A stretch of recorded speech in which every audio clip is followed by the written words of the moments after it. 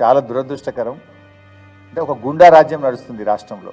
ఇప్పటికే నా బాధ కలిగేది ఏంటంటే బైసాబ్ మీరు ఏమనుకోవద్దు కానీ రోజు పొద్దున లేచి టీవీ పెడితే హైడ్రానే కనబడుతుంది. హైడ్రా అనేది ఒక సరే ఆ ఇష్యూని నేను వ్యతిరేకిస్తాను. 2 లక్షల మంది రైతుల పంట పొలాలు ఎండిపోతే ఏ టీవీలో కనబడతలేదు, నాకు ఏ పేపర్లో కనబడతలేదు. లక్షల మంది చికెన్ గునియా తర్వాత వైరల్ ఫీవర్స్ డెంగ్యూ మలేరియాతో పరేషాన్ అవుతుంటే అది ఎక్కడ ఏ టీవీలో ఏ పేపర్లో కనబడిస్తుంది. అంటే ఈ ప్రభుత్వ వైఫల్యాలన్నీ డైవర్షన్ చేయడానికి హైడ్రా పేరు మీద ముఖ్యమంత్రి గారు మనందరి అటెన్షన్ డైవర్షన్ చేస్తుంటారు. మనము ప్రతిపక్షంగా మేము కానీ ఫోర్త్ ఎస్టేట్గా ఉన్నటువంటి మీడియా కానీ లక్షల ఎకరాల్లో పంటలు ఎండుతున్నాయి, దాని మీద మనం ఫోకస్ చేయాలి. లక్షల మంది రైతులు ఈరోజు ఇబ్బందులు పడుతున్నారు, లక్షలాది మంది ప్రజలు జ్వరాలతో ఇబ్బంది పడుతున్నారు, గ్రామాల్లో పారిశుద్ధ్యం లేక ఇబ్బంది పడుతున్నారు, ఎన్నో కొన్ని లక్షల మంది ప్రజల సమస్యలు ఉన్నాయి. ఈరోజు మనం దాని మీద ఫోకస్ చేయాలి. ఇలా గుండాయిజం పెరిగిపోయింది రాష్ట్రంలో. నిన్న కూడా 2 మానభంగాలు జరిగినాయి. ఈ రాష్ట్రంలో అత్యాచారాలు నిత్య కృత్యం అయిపోయినాయి.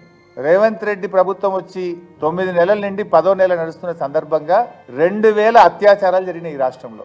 నిన్న కూడా 2 అయినాయి. మా దృష్టికి వచ్చినాయి 2 ఉన్నాయి. డీటెయిల్స్ చెప్పమంటే చెప్తా. ఒకటి హైదరాబాద్లో ఉంది, ఇంకోటి దేవరకద్ర. నిన్ననేమో ఒకటి హైదరాబాద్లో ప్రైవేట్ బస్సులో మహిళపై అత్యాచారం, కేపీహెచ్బి కాలనీ ప్రయాణికురాలిపై బస్ షెల్టర్లో అఘాయిత్యం. పాలమూరు జిల్లాలో బాలికపై అత్యాచారం, దేవరకద్ర. ఇది మా దృష్టికి వచ్చింది. ఇంకెన్ని ఉన్నాయి? అసలు లా అండ్ ఆర్డర్ లేదు.